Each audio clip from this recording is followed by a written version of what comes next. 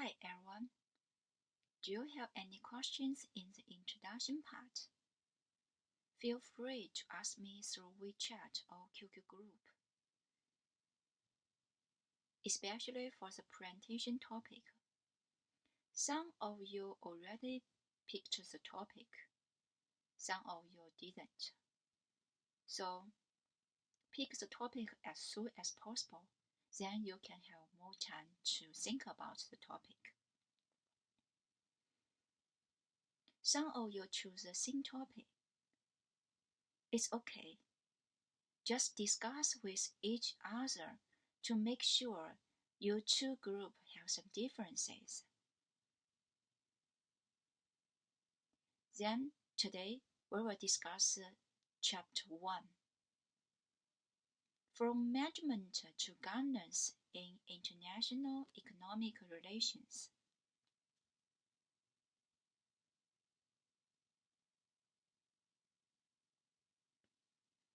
First, I want to tell you the differences between management and governance.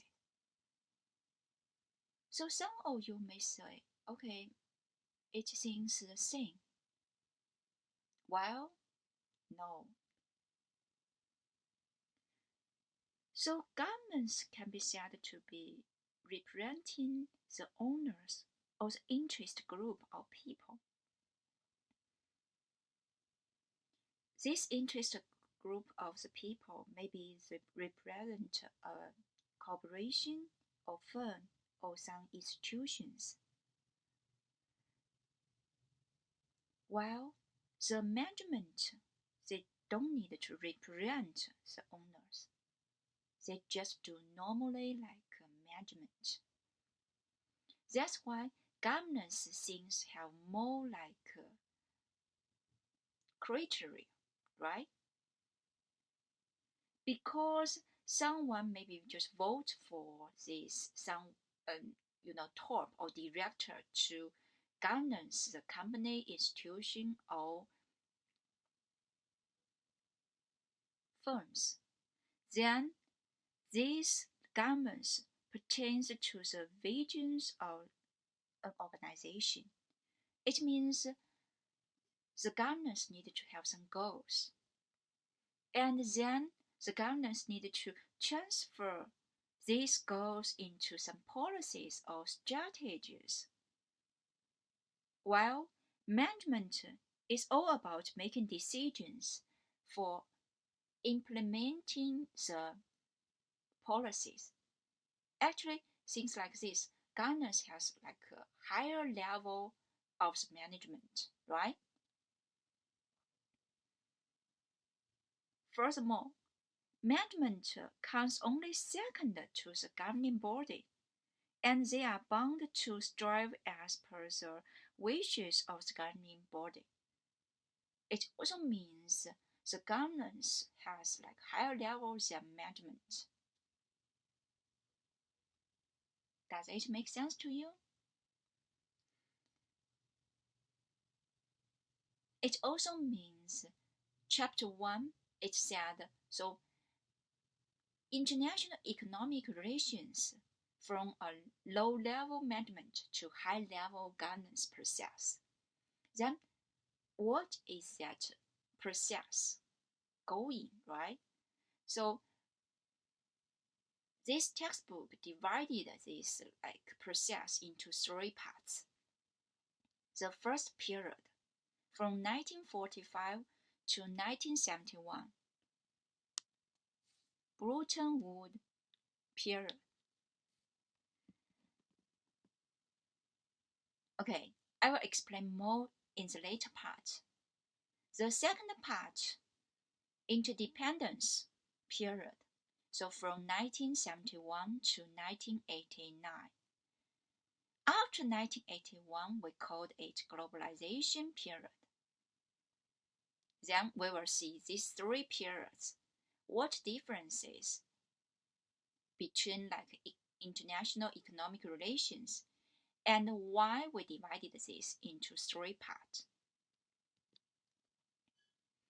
When we try to discuss about these three like periods, we need to know some like basic professional terms. The first one is international economic regions. It means rules, institutions, and procedures that are intended to achieve common economic goals by constraining the behavior of governments. So, some institutions or rules, procedures, they try to establish like common economic goals, then they unite together, right? Next professional term called international economic systems. It means like clusters or regions just together, then include rules for trade, investment, and monetary flows. So, like international economic systems, it seems, much bigger than the regions, right? Okay, then we'll go through the first period, Bretton Woods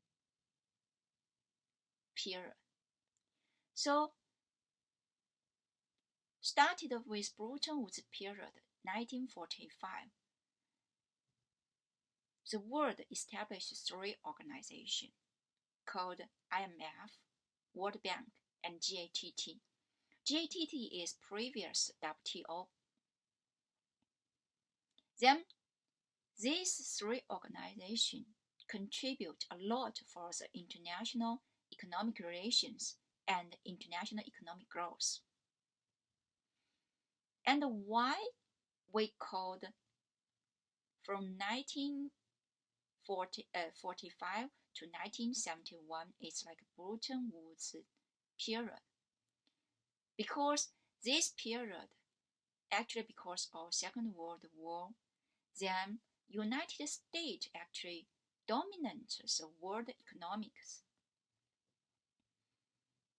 Then United States priors and organized to establish these three organizations.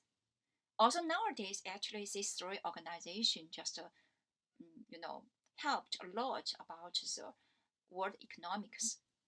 But previously, at the very beginning, it's like United States tried to use these three organizations to dominate the world economics. And you know about these three organizations, right? Actually, we discussed a lot previous. And if you still maybe forgot a little bit, you can go back to check when we discuss in the international trade courses. So you can have more like background understanding about these three organizations. Then you can know more about in the very beginning from 1945 to 1971 why US dominant the world economics. And that time it's still US try to manage the world economics.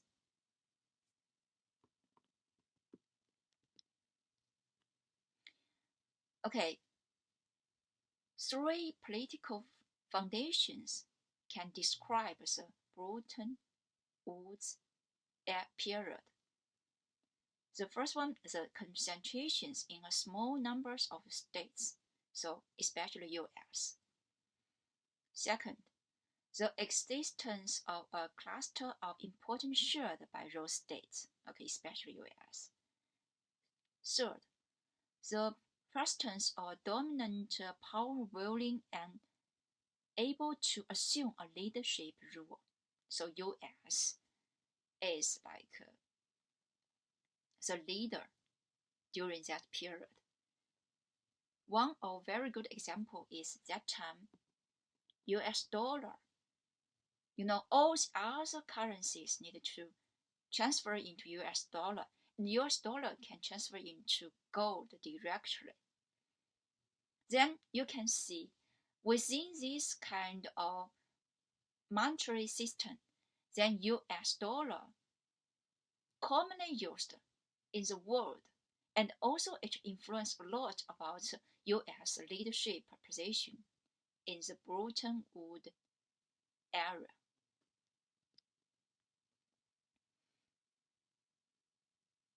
Then also US, this country clearly they also assume the responsibility of the leadership. In that period, Europeans and Japanese economically exhausted by the war.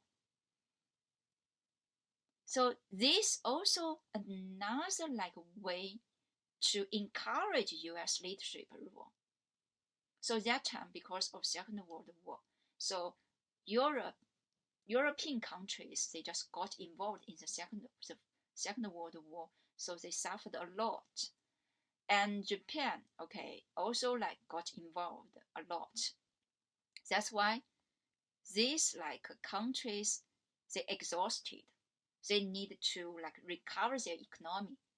All these actually create opportunities for US to dominate the world economics. And in that period, so US actually majoritarily managed the world economics. And because of US leadership position, so that time the international economic relations has a very high level of agreement.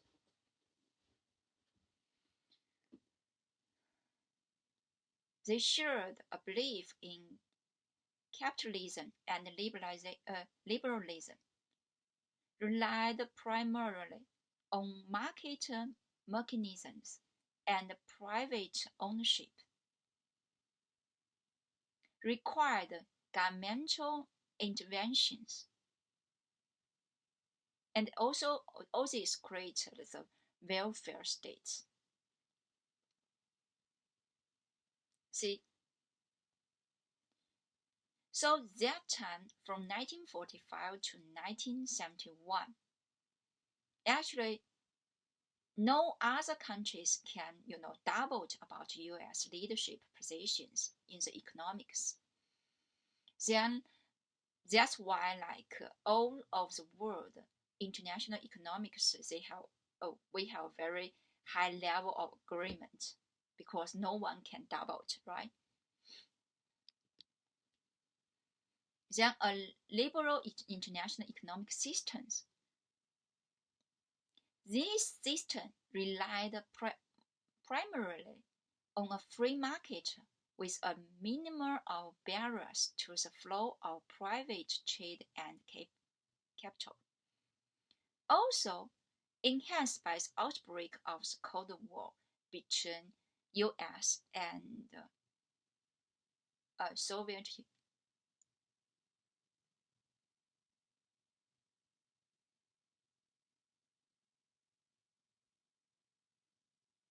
That's why the Bretton Woods system, there's no double.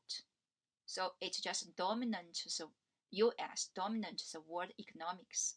Also for the Cold War, US has military or political competitors like Soviet Union. But for the economics, no country can doubt about the economic leadership positions of US.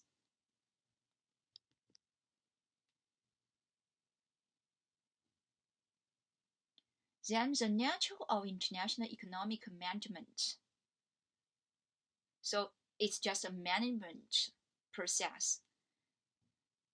So the creation and the maintenance of a liberal system relied on the dominant power to lead the system.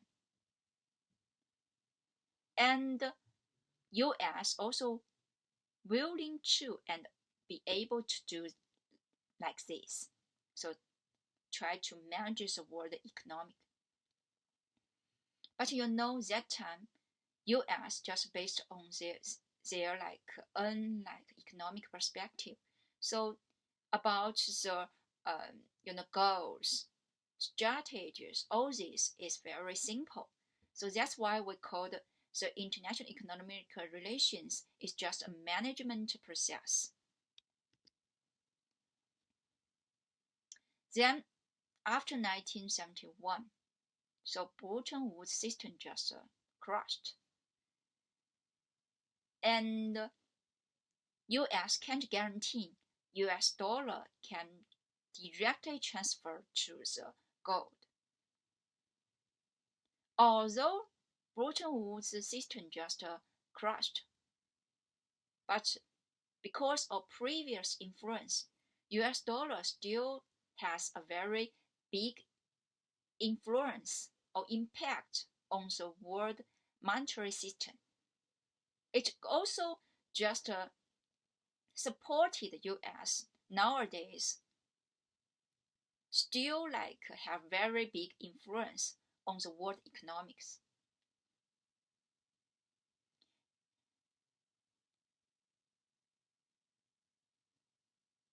After 1971, the countries among the world just become more interdependent, so depend on each other.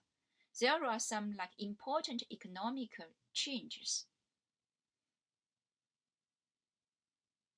First, so every country's economic growth. Second, ongoing international liberalization. Third, innovations in computing and telecommunications technologies. So technology influence a lot. Different countries, different technology development promote a lot on economic growth. It also influences the world international economic relations. So countries become more interdependent because if one country have a very advanced technology, another country try to learn from this technology, it also means countries become more interdependent. The skilled labors can transfer easily between each other. Then all this just helps technology improves and also helps economic growth. Number 4, international trade, international investment, and monetary flows more quickly than before.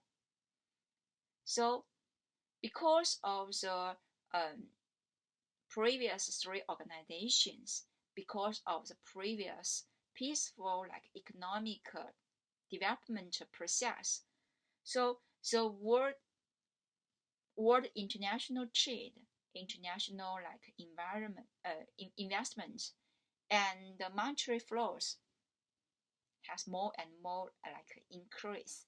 Then all of this just helps to create an interdependence environment between each other in the world. Then national economies became more interdependent and more sensitive to economic policy and events outside the national economy. See, one country's economic growth then also influence other countries' economic growth because other countries can learn from these countries, and more international trade, the monetary flows, foreign investment, all these just helps countries to be more interdependent with each other. All of this influences international economic relations. One reaction was to erect new barriers to limit economic interactions with its interdependence. So some countries just unite together, like European economic communities. It means like some European countries try to unite together. So in these like communities, they just reduce all barriers, tariff barriers, non-tariff barriers, but they also establish new barriers to fight against other competitors. So EEC, previous EU, use this kind of strategies to more interdependence with European countries, but also fight against with other competitors like Japan, like US. Another reaction was to go beyond Bretton Woods and the idea of limited management to new forms of international economic cooperations that would manage interdependence, such as the WTO Uruguay round. So, in order to increase international trade, in order to remove all the barriers and non-barriers, in order to trade freely, so WTO tried to help do with this. It also means economic cooperation seems more and more important between 1971 to 1989 in the interdependence period.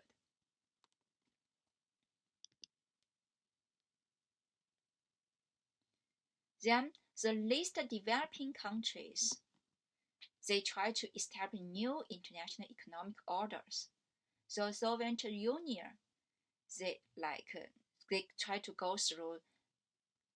go back of reforms, and China also do the economic reforms we call the reform and open door policies. All of this, it seems different countries try to participate in the decision-making process of economic strategies. So it means the previous U.S. domination position just lower a little bit, and other countries participate in. So other country has more voices in the economic decision-making process.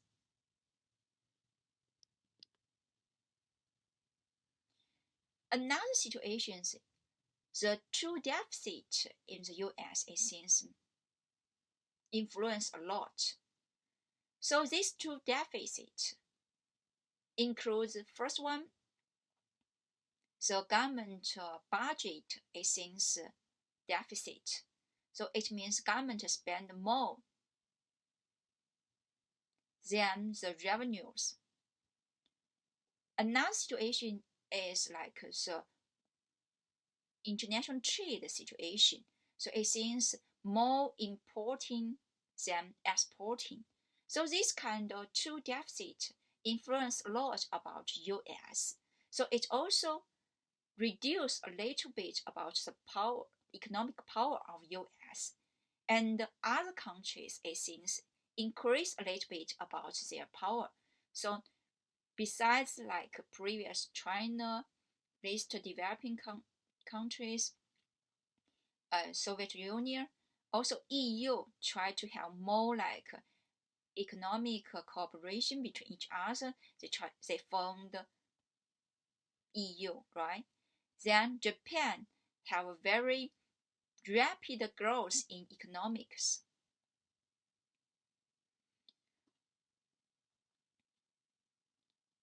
The developed countries, they also try to unite together to have more like power on the world economics. So 7 developed countries, they try to unite together. So they established G7. This G7 include the country US, UK, Canada, Japan, Germany, Italy, and France. These 7 countries, they try to unite together to establish G7 in 1975. Then these 7 big developed countries, they established some financial strategies, monetary strategies, then try to dominate the world economics. In 1994, so Russia just got involved in this G7. So G7 later called G7 plus 1. But Russia just participated in the political part of the G7. Other 7 countries, they still have more discussions about the economics. So every year, these countries, they're like Minister of Finance Department, and also the banker of the CEO of the central bank. They just get together, then just have some conferences to discuss about the world economics, establish some policies and strategies to dominate the world economics. So G7 nowadays still influence a lot about the world economics. All this means the world economics seems more interdependence with each other, and different countries, they have different ideas to participate in the world economics and also have voices. These all influence the management process, right? So more from management to governance process going. So more like G7, they also have some objectives, right? That's why the process is just trying to go through from management to governance, but still it's still a process.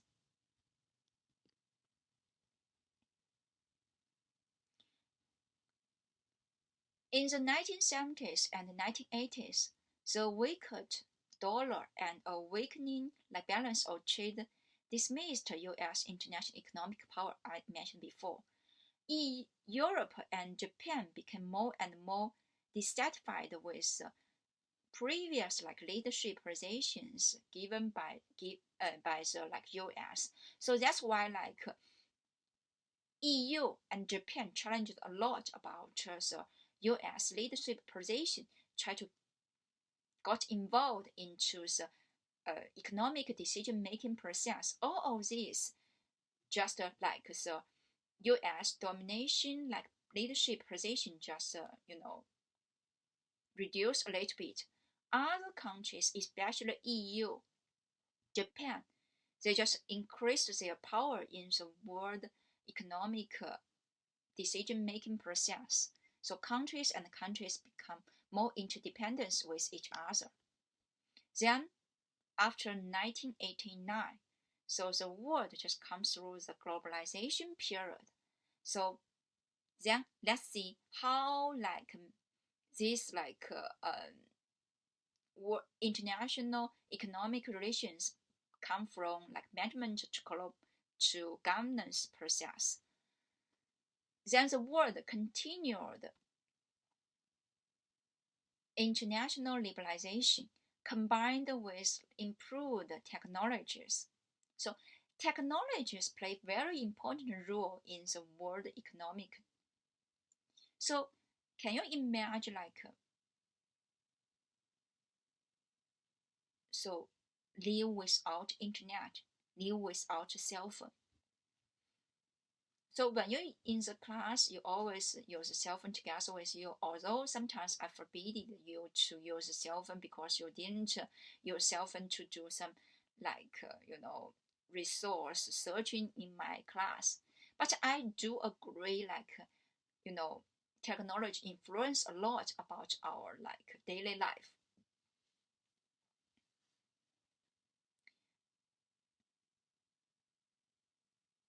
That's also like it influence a lot about its economic interactions. So now we use a lot of like big data, right? You can see if like somewhere just lack some like products, if you check from the big data directly, you can find other way to send the demand to or supply to meet that shortage, right? So a lot like big data just influence a lot. It also means technology influence a lot about our economic interactions. Also, you can imagine without like technology, we can't communicate because of these like specific like public health issues, right? Because of technology development, so I can use these like videos you can learn at home. It's easily and also it's accessible, right?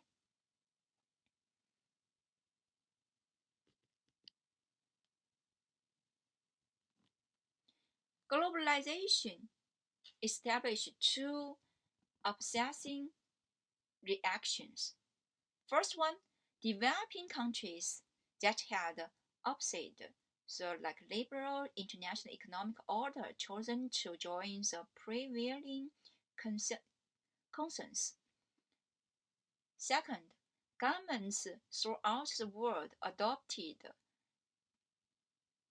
capitalist policies, deregulation, and international liberalization.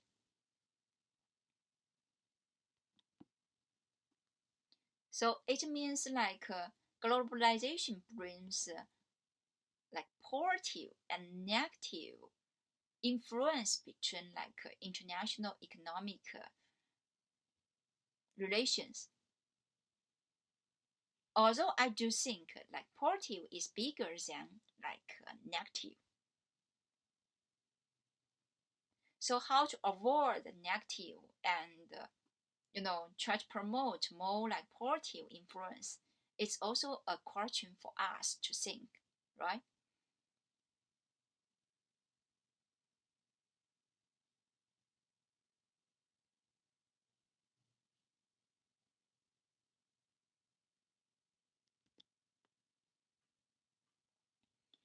Economic integrations also created new power relations. The membership of EU, it seems, totally challenged the US like economic leadership. I think we also mentioned it before in the interdependence period and in the globe after 1989. So EU's like influence impact it seems like has increased much more.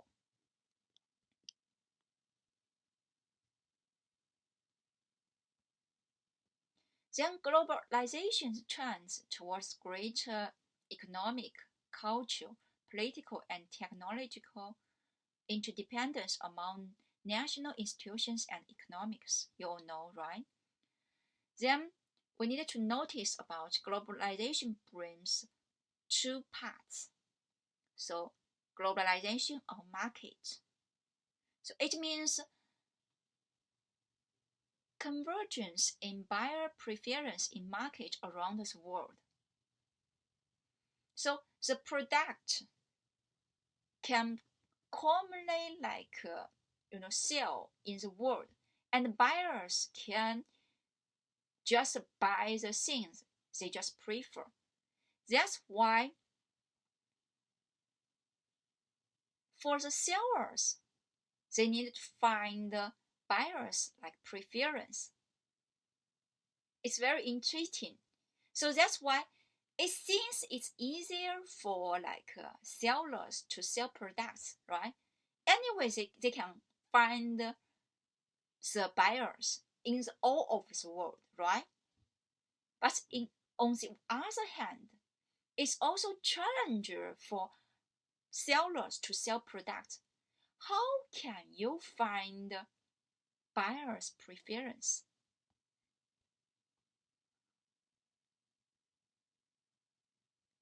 So take a very simple example of our cell phone.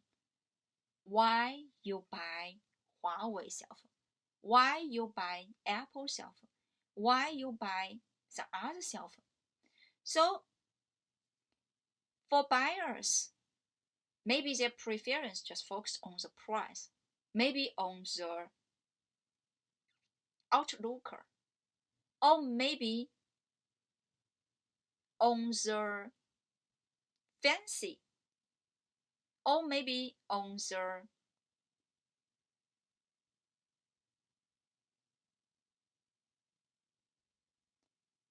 music. So different preference brings different demand. Then how like sellers find buyers' preference is a good question for the seller. Another issue is globalization of production. This dispersal of production activity worldwide to minimize cost and maximize values. That's why, in order to reduce the cost, a lot of Chinese factories try to move to Southeast Asia to lower the cost. US create factory in China to assemble Apple cell phone, right? So all of these try to minimize cost and maximize the values.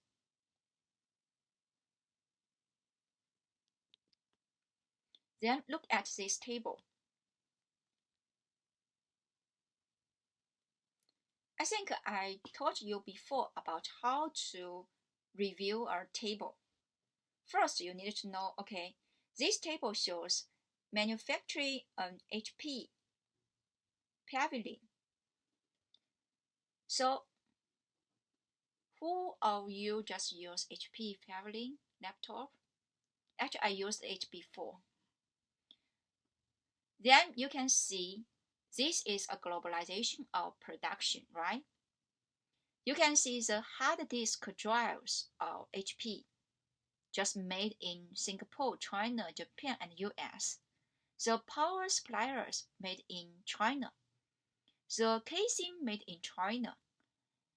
Memory chips made in Germany, Taiwan, South Korea, US. The displayer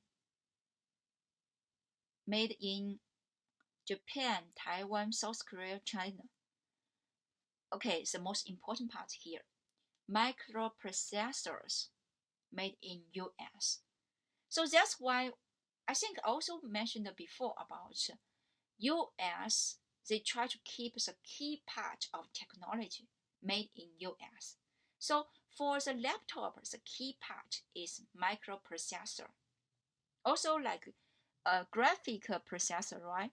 It's also designed in the US and Canada, produced in Taiwan. So although maybe you see like cell phone, I think I told you before, previous when I started in US, so in 2014, I bought like iPhone 6. And iPhone 6 just shipped from Zhengzhou, China. And it's called made in China. But it's not really made in China. It's just assembled in China. It means just maybe the assembling process is in China. But the main part of microprocessors is still like designed and made in US.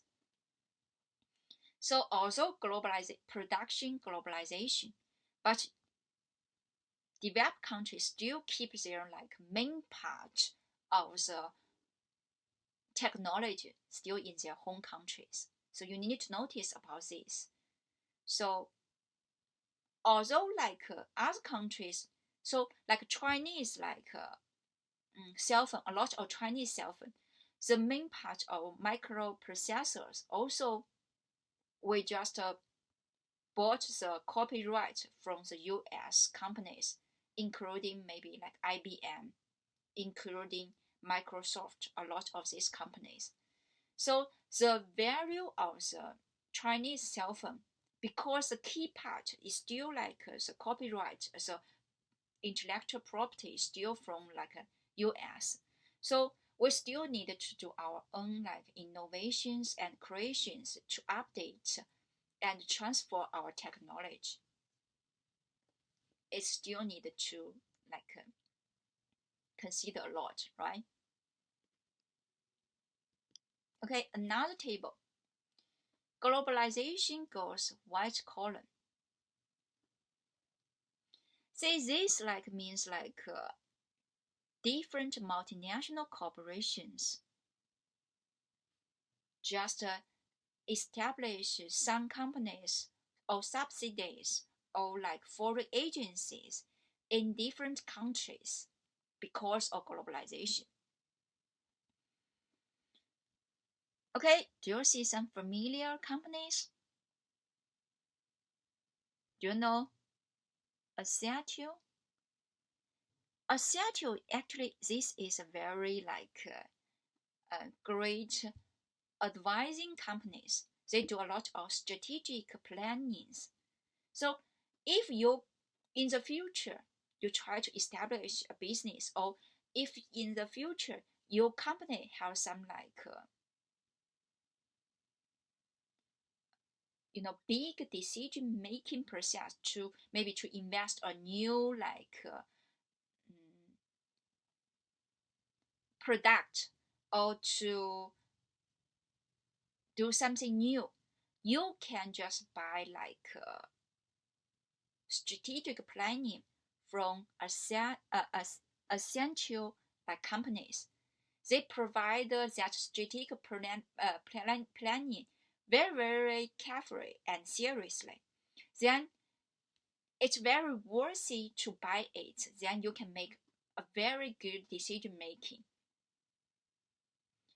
See, this company try to establish subsidies in Philippines. It also brings Philippines a lot of like works in accounting, software, or office work. Do you know Consenker? Maybe you didn't know, because actually, see, in 2003, it tried to establish a subsidiary in India, but now it seems bankrupt. Well, sad story, right? The highest stock price of Consenker is like I think is $58, and it just dropped to 6 cents. This is a like insurance company. Them like if you try to know more about this company's story, you can try to Google it. Actually, it tells a lot, and it's related to the CEO's marriage issues and a lot of issues. See, okay, once a very, very big multinational company, it also bankrupted. A sad story, but it's also a very good like experience for us to learn. So you need to know about the opportunities always brings like together with risks, and it's not very easy to establish a good business, and also it's not very easy to keep it.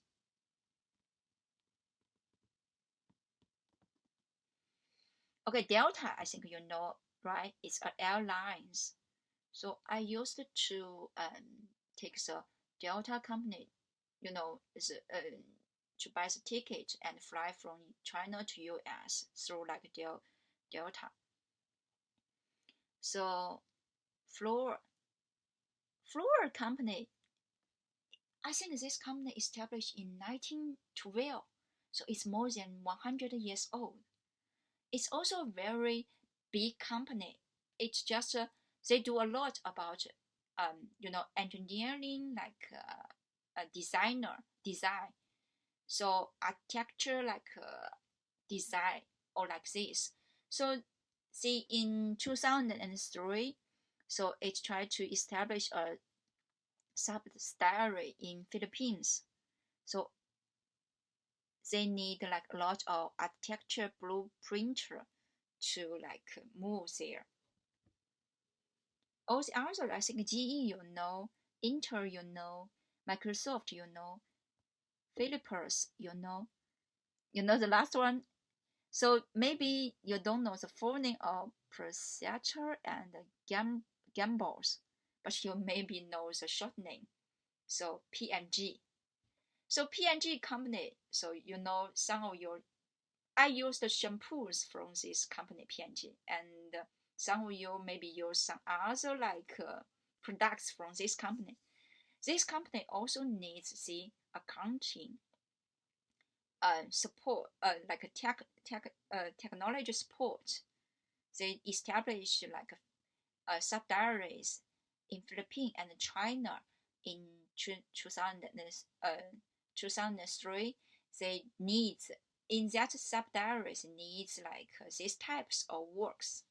So on just in 2003, these multinational companies in these countries like subsidiaries need a lot of different types of works. So it means globalization brings like also like labor moves between countries, right? And also this high skilled labor's movement also help to improve the world economic growth, and also helped to improve the economic relationship between each other, because high skilled workers just move between each other. It helps countries and countries to more accept each other's cultures, traditions, and also it's easy to communicate with each other and more understanding about each other. So all of this labor movement helps globalization and helps like international economic relationship to be more like close. Then how about international business players?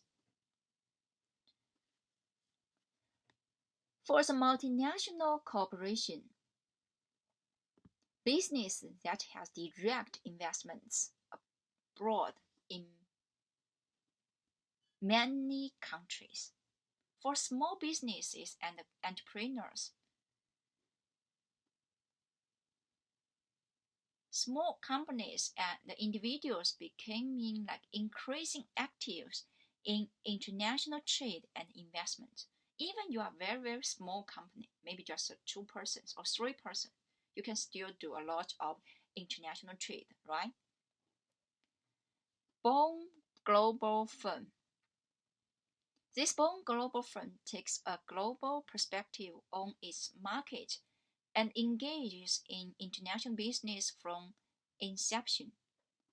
So some companies just establish with like global, so like it's called Born Global Firms, because they in order to do international business, they establish these like firms. So all these companies just interact with each other and influence with each other, and of course increase the international economic relationship between each other among countries. Then you can see 3 periods: 1945 to 1971, Bretton Woods system era. This era, it seems US has leadership position in the world. So US dominates the world economics. Then from 1971 to 1989 goes to interdependence period. This period, it seems a lot of different countries participate in to have some voices. Then we called it collective management. So it seems not just a simple management. So they also have some goals, some voices. Then after 1989 goes to the globalization period. Then we have different goals. We have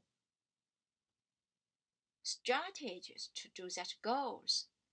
We have different organizations to promote these goals, right? So international economic relations became like high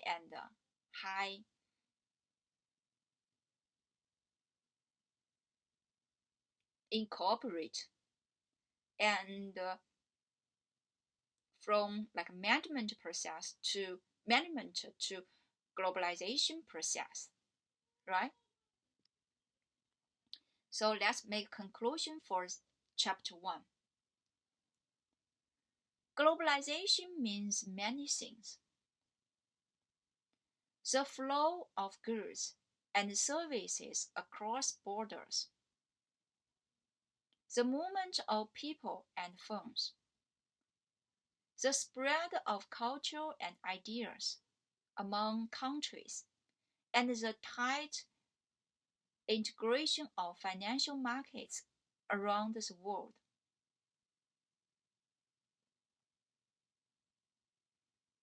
It seems globalization means a lot, right? Although it might seem as if such globalization is new, international trade and the integration of financial markets were also very strong in the period before World War I. So,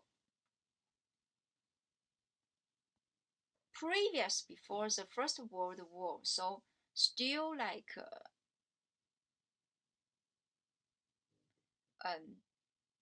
international relations still like exist, but it's why we called like after 1989 we called globalization, because like the countries relationship become more close, so the international trade, the the value of international trade, the value of like monetary flows, the value of foreign investment, all of these things have a very big amount.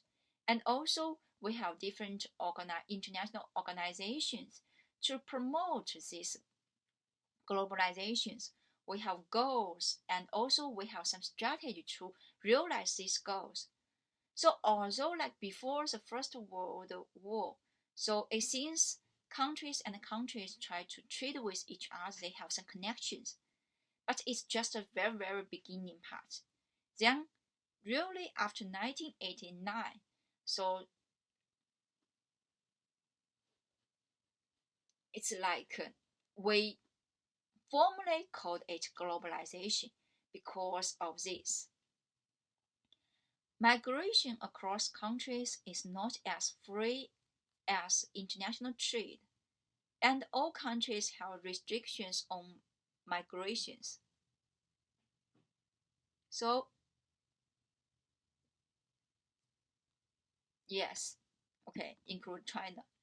I think we discussed before about the US uh, immigration policies, Canada immigration policies, China immigration policies.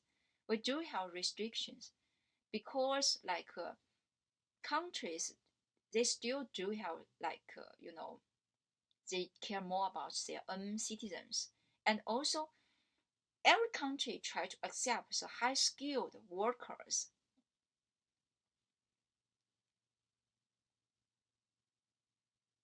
But still like restrict you know, some immigration because the resources is still limited, right? And the government still have a lot of different consider thoughts on like how to manage or how to govern the foreign immigrations, right? So that's like another example for the refugees in the Europe, European countries, because of that like big number of refugees just move to the European countries and brings a lot of different problems to the European countries. So that's why like you know, countries still have restrictions on the immigration. FDI is largely unrestricted in industrial countries, but often faces some restrictions in developing countries.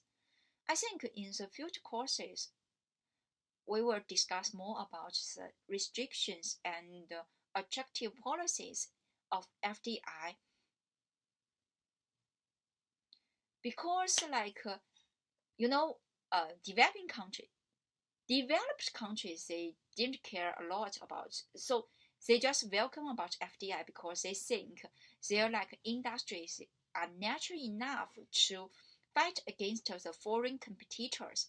But for developing countries, they still have a lot of considerations. While on one hand, they need FDI to do like more like expanding production expanding or to hire more like local employees.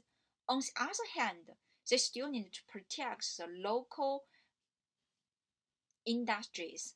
That's why like for developed countries and developing countries, they have different attitude to FDI. But maybe I can't say like different, but like for developing countries, they still have some like some more considerations about just FDI in the countries. So I think we will discuss more and hopefully in that lessons, all us just return to the campus, we can discuss face to face about the country's restrictions and attractive policies on the FDI and how this like FDI influence the international economic relations. Okay, see, the first chapter we discuss about the from management to governance, international economic relations. Then hopefully you have a basic understanding about international economic relations. From leadership, US leadership to like countries have some voices, then to globalizations every country participate in. International economic relations become more and more important and also still like have some restrictions.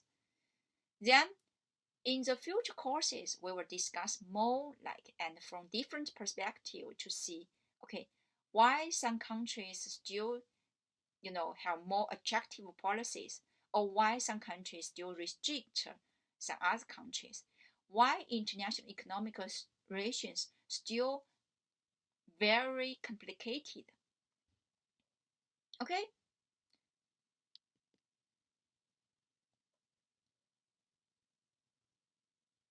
Three key challenges for the international economic relations.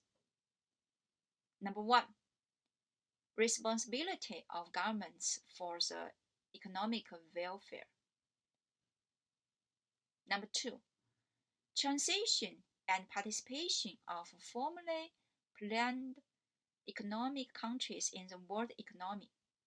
Number three, reductions of inequality. What do you think? these three key challenges.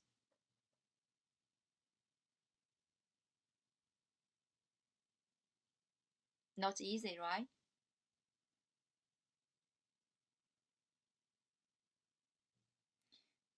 Especially number three, right? Because um, you know, although international economic relations become more and more close, but because of the different economic power in the world, so countries they do have some inequality, unfair relationship with each other. I think we still need to consider more about this, and I think you also have a lot of consideration about this. So keep it in your mind, and also you can think about how to resolve these three challenges. Okay, keep it in your mind, have more thoughts, and let me know if you have any questions. Thank you.